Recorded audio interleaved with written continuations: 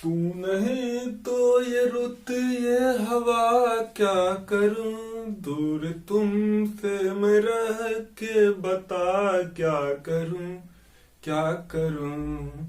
सुना सुना है जहां, अब जाऊं मैं कहां, बस इतना मुझे समझा जा। जय हिंद दोस्तों, स्वागत है आपका गौरी कोचिंग क्लासेज के यूट्यूब चैनल पे।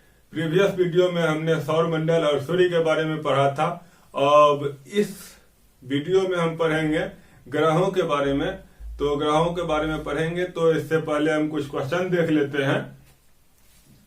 तो सबसे पहले हम देख लेते हैं भूकेंद्रीय सिद्धांत है। तो भूकेंद्रीय सिद्धांत के बारे में देखते हैं किसने दिया था, इसका मतलब क्या होता है। ये हो गया भूकेंद्रीय सिद्धांत जो है ये 140 ईस्वी में टॉलमी के द्वारा दिया गया था। टॉलमी के द्वारा दिया गया था, जिसमें कहा गया था कि संपूर्ण ब्रह्मांड का केंद्र जो है पृथ्वी है और जितने भी आकाशीय पिंड हैं वो सब पृथ्वी की ही परिक्रमा करते हैं। उसके बाद सूर्य केंद्रीय सिद्धांत फिर दिया गया। सूर्य केंद्रीय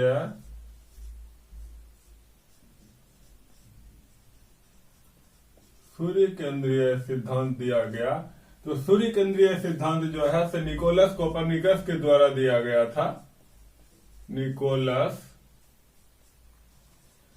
कोपरनिकस के द्वारा दिया गया था, जिसमें कहा गया था कि संपूर्ण ब्रह्मांड का केंद्र सूर्य है और सभी आकाशीय पिंड सूर्य की परिक्रमा करते हैं। उसके बाद देख लेते हैं है ग्रहों की गति का नियम। ग्रहों की गति का नियम जो है ये केपलर ने दिया। ये केपलर के द्वारा दिया गया था। इसमें भी सूर्य को ही ब्रह्मांड का केंद्र माना गया था, लेकिन 20वीं शताब्दी के आसपास हमारी मंदाकिनी आकाशगंगा की तस्वीर साफ हुई, जिसमें सूर्य को आकाशगंगा के एक कोने पे पाया गया और उसके बाद सूर्य का ब्रह्मांड का केंद्र होने का गौरव समाप्त हो गया। अब हम आगे देखते हैं ग्रहों के बारे में। तो IAU जो है, IAU इंटरनेशनल एस्ट्रोनॉमिकल यूनिट, अंतर्राष्ट्रीय खगोल संघ की एक बैठक हुई थी। प्राग सम्मेलन हुआ था। प्राग सम्मेलन, ये सम्मेलन जो है IAU का 2006 में हुआ था। 2006 में हुआ था, जिसमें ग्रहों को 3 भागों में बांटा गया था। आकाशीय पिंडों को 3 भागों में बांटा गया था। ये हम लिख देते हैं, आकाशीय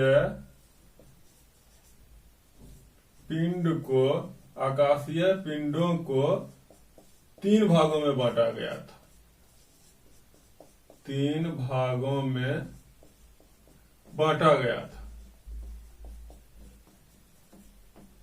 तो सबसे पहला है इसमें, सबसे पहला भाग हम देख लेते हैं। सबसे पहला भाग इसमें है परंपरागत ग्रह। परंपरागत ग्रह। दूसरा आपका हो जाएगा बौना ग्रह। बौना ग्रह। और तीसरा आपका हो जाएगा लघु सौरमंडल पिंड। इसमें हो जाएगा लघु सौरमंडल पिंड। अब ग्रह को भी 2 भागों में बांटा गया था। ग्रह को 2 भागों में बांटा गया था। 2 भागों में विभाजित किया गया था। ग्रहों को 2 भागों में विभाजित किया गया था। पहला था आंतरिक ग्रह। पहला आंतरिक ग्रह था, इसको बोलते हैं आइनर प्लेनेट। आइनर प्लेनेट, और दूसरा था बाह्य ग्रह, दूसरा बाह्य ग्रह था जिसको बोलते हैं आउटर प्लेनेट। अब आइनर प्लेनेट में जो है मंगल और बृहस्पति की कक्षा के बीच क्षुद्र ग्रह की एक पेटी है। क्षुद्र ग्रह की पेटी से अंदर की तरफ सूर्य की तरफ जो ग्रह है उसको आइनर प्लेनेट बोलते हैं, और उस क्षुद्र ग्रह की कक्षा के बाहर जो है उसको आउटर प्लेनेट बोलते हैं, तो उसको हम बाह्य ग्रह बोलते हैं। तो आंतरिक ग्रह में हम देख लेते हैं कौन कौन सा ग्रह आता है। आंतरिक ग्रह में आपका हो जाएगा बुध, शुक्र, पृथ्वी और मंगल। और बाह्य ग्रह में आपका हो जाएगा बृहस्पति, शनि, अरुण एवं वरुण। ये प्राग सम्मेलन जो 2006 में हुआ था, इसी में प्लूटो को ग्रह की श्रेणी से निकाल दिया गया था, ग्रह की श्रेणी से निकाल दिया गया था।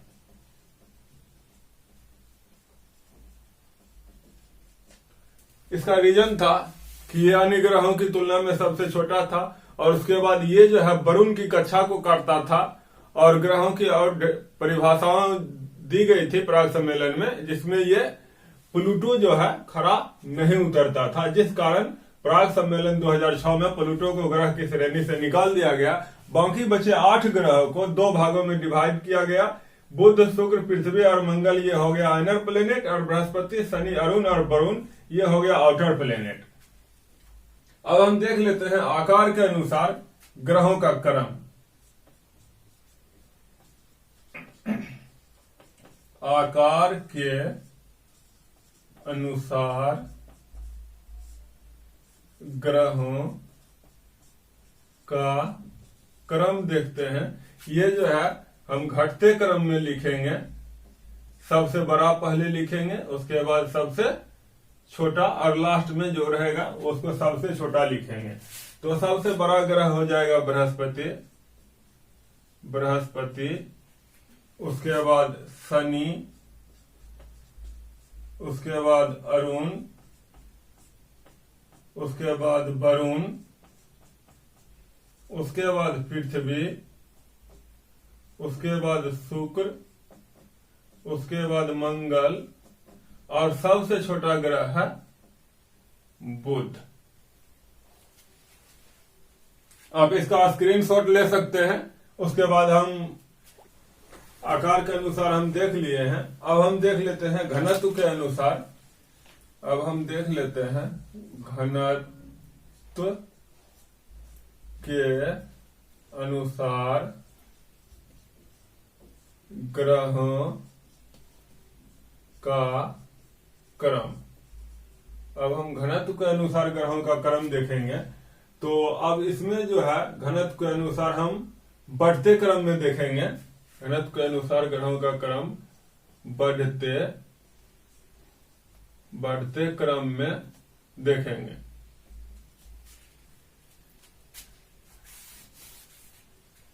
तो सबसे पहले हम लिख लेते हैं शनि, अरुण, उसके बाद है बृहस्पति,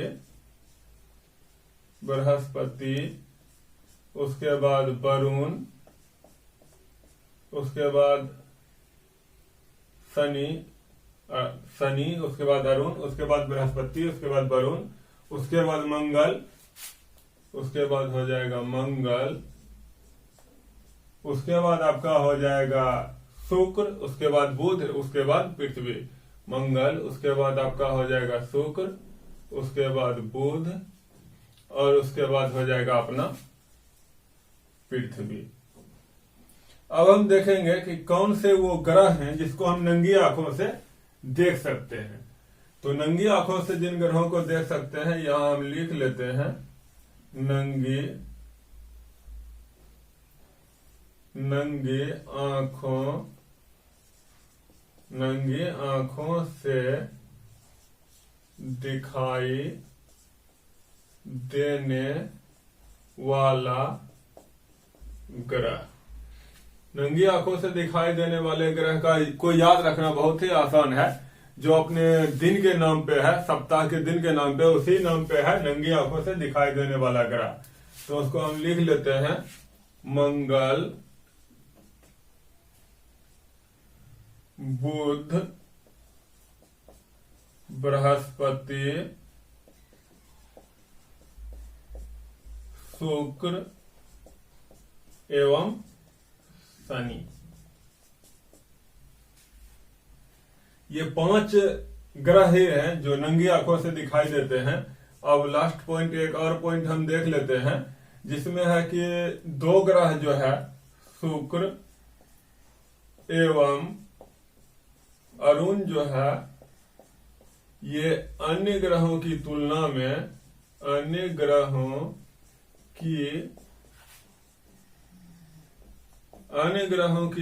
में विपरीत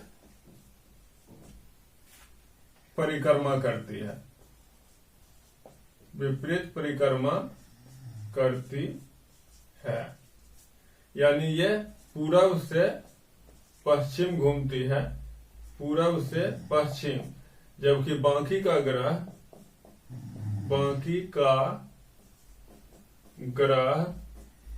पश्चिम से